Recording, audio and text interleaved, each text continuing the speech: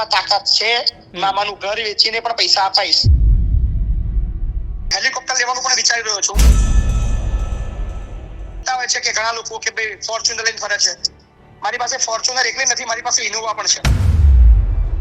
5 કરોડ રૂપિયાનું આવે છે અને 1 કરોડ રૂપિયા ડાઉન પેમેન્ટ ભરવાનું હોય એ હું ભરીને મારી ગણતરી છે કે 7-8 લાખ રૂપિયા ઈએમઆઈ હું ભરી શકું. ગાળો બોલતો પણ એક વિડીયો મહિપતસિંહે મૂકવો પડ્યો. વરાદમાં પૈણાવા આવવાનો એ ઘડી સમૂહ લગને થવાના, હજુ 2 હોસ્પિટલ બનવાના અને બીજા 10 અંકુલ બનવાના. એટલે મારે એ ભાષામાં જવાબ આપવો પડ્યો. તો તમારા જે પુરાવા છે એ લઈને મારી પાસે આવી જાઓ. એઝ અ લોયર તરીકે હું ફી લઈને તમને હું મદદ કરીશ. મેં આના આટલા આપ્યા છે અને તમે કડાઈ આપો તો તમારા બાપાનો નોકર તો છું નહીં.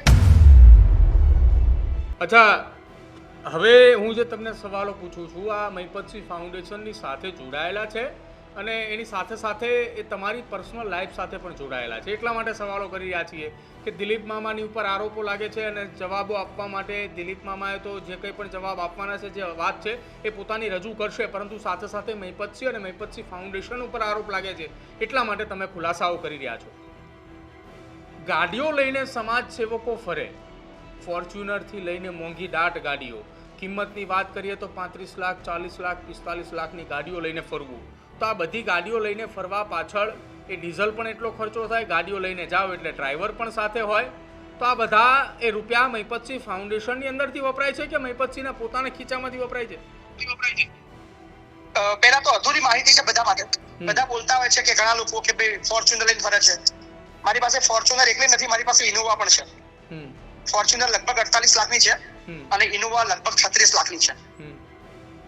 અને હેલિકોપ્ટર લેવાનું પણ વિચારી રહ્યો છું, પણ આ વર્ષે થોડું વધારે કમાણી થાય મારી સોશિયલ મીડિયાની તો ચોક્કસ એ હેલિકોપ્ટરથી બી વિચારી શકે. સમય બહુ જરૂરી છે મારી માટે, કારણ કે 7 સંસ્થાઓની અંદર વિઝિટ કરવા માટે ગાડીથી પહોંચી વળવું અઘરું લાગે છે.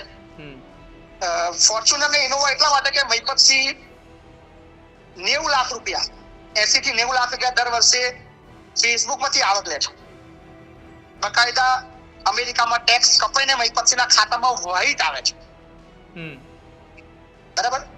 સો એ લાખ રૂપિયાનો હપ્તો મારા માટે કદાચ બહુ નાનો લાગે છે, એટલે હેલિકોપ્ટર મેં હમણાં સર્ચ કરી દઉં. 5 કરોડ રૂપિયાનું આવે છે અને 1 કરોડ રૂપિયા ડાઉન પેમેન્ટ ભરવાનું હોય એ હું ભરીને મારી ગણતરી છે કે 7-8 લાખ રૂપિયા ઈએમઆઈ હું ભરી શકું. કારણ કે આ વખતે મારા 2.5 મિલિયન ફોલોવર થઈ ગયા છે, એટલે અર્નિંગ આ વખતે 10 થી 11 લાખ રૂપિયા મહિને થશે ફેસબુકની, મારી યુટ્યુબની. સો મતલબ મારા માટે બહુ સરળ છે.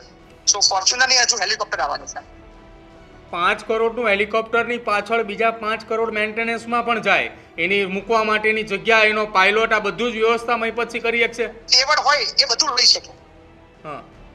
જેની તેવડ હોય, જેની કમાવાની તેવડ હોય, વાપરવાની તેવડ હોય, બધું જ લઈ શકે. જે વ્યક્તિ કરોડ રૂપિયા, 1.5 કરોડ રૂપિયા વાઇટ ના કમાઈ શકતો હોય, હજુ મહિપતસિંહ એઝ એડવોકેટ તરીકેની વાત નથી કરી. મહિપતસિંહ એક નોટિસના 50,000 લે છે. મહિપતસિંહ એની વાત નથી કરી. આ તો ખાલી વાઇટ સોશિયલ મીડિયાથી, જે યુટ્યુબમાં, ફેસબુકથી આવે છે એની વાત કરે છે. સો હજુ મહિપતસિંહ હેલિકોપ્ટર લેવાના છે. અચ્છા, એક સવાલ હવે મારે તમને પૂછવો છે. આ વિવાદની અંદરથી 4-5 દિવસથી વિવાદ ચર્ચાની અંદર છે અને બધા જ લોકો એવું કહે છે કે મહિપતસિંહ બેફામ ગાળો બોલે છે અને મહિપતસિંહે સોશિયલ મીડિયાની અંદર એક વિડીયો પણ મૂક્યો અને વિડીયોની અંદર મહિપતસિંહ બેફામ ગાળો બોલતા જોવા મળ્યા. ત્યારબાદ બીજો એક વિડીયો સામે આવ્યો કે હવે મહિપતસિંહ એ ગાળો નહીં બોલે, હવે જે કંઈ પણ હશે એ ફેસ ટુ ફેસ વાત કરવાની. એવું તો શું જરૂર પડી કે મહિપતસિંહ ચૌહાણે ગાળો બોલવી પડી, અને એ પણ જાહેર પ્લેટફોર્મ પર જ્યાં તમારા લાખો ફોલોવર્સ છે? મહિપતસિંહના ગાળો વાળો આ પહેલો વિડીયો નથી, હજારો વિડીયો છે માર્કેટની અંદર ફરે છે. હું ફરી પહેલા કહી દઉં કે મહિપતસિંહ કોઈ સંત નથી. હું મારી ભાષા, મારી લેંગ્વેજ અને મારી સિસ્ટમથી કામ કરવાવાળો વ્યક્તિ છું, એટલે કોઈ એવી શરમ નથી રાખતો. પણ હા, જ્યારે મારા પેજ ઉપર મેં બેફામ ગાળો બોલી ત્યારે મને લાગ્યું, મારા ઘણા ચાહકોએ મને કીધું મહિપતસિંહ અમે પણ તમારા વિડીયો જોઈએ છે, સો અમે નથી સાંભળવા માંગતા ગાળો, કારણ કે તમને અમે અલગ રીતે તમે સાંભળીએ છીએ. સો તમે ગાળો બિંદાસ બોલો, ખાલી તમારા પેજ ઉપર ના બોલો. સો મને લાગ્યું કે ચોક્કસ મારા બધા ચાહકોને એ ગાળો સાંભળવું ના જોઈએ, તો એ મને દિલગીર થયું કે ચોક્કસ મારા પેજ ઉપર નહીં મૂકું, બાકી ઓફ કેમેરા કે બીજાના પેજ ઉપર કે બીજાના કઈ પર ગાળો એ બિંદાસ એ રહેવાની જ છે. જેને જ્યાં પીડા હોય, તકલીફ હોય, બિંદાસ લોકેશન છે, એડ્રેસ છે, કામની પદ્ધતિ છે, સિસ્ટમ છે અને બધું જ છે. ખાલી વાત કરવાથી કે આક્ષેપ કરવાથી કશું થાય નહીં. અને આક્ષેપ કરવા વાળો બી કોણ છે? મને મજા એ વસ્તુ આવી રહી છે, ફરાર છે. જેની પર 11 એફઆઈઆર છે. 11 માંથી 9 એફઆઈઆર 420 ની છે. આખા ગુજરાતમાં અલગ અલગ પોલીસ સ્ટેશનની અંદર 11 એફઆઈઆર છે.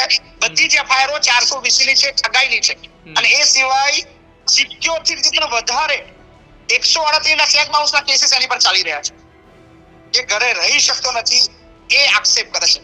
કોઈ મોભાદાર વ્યક્તિ કંઈક સારી વ્યક્તિ કંઈક આક્ષેપ કરે તો ખરેખર એ વાતનો હું સ્વીકારું અને એમાં બદલાવ લાવવા માટે ચોક્કસ પ્રયત્ન પણ કરું.